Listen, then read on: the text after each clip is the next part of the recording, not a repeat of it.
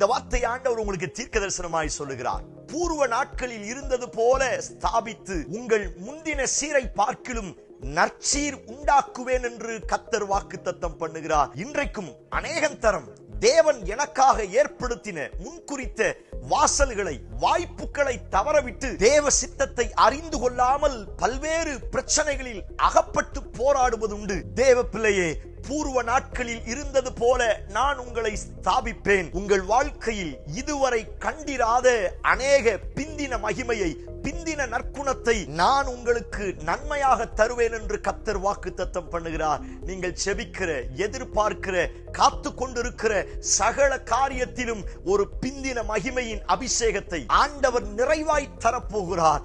உங்களுக்கும் உங்கள் குடும்பத்திற்கும் உங்கள் கையின் பிரயாசத்திற்கும் கர்த்தரால் நற்சீர் உண்டாக போகிறது. நீங்கள் நலமாய் வாழப் போகிறீர்கள். ஆமென்.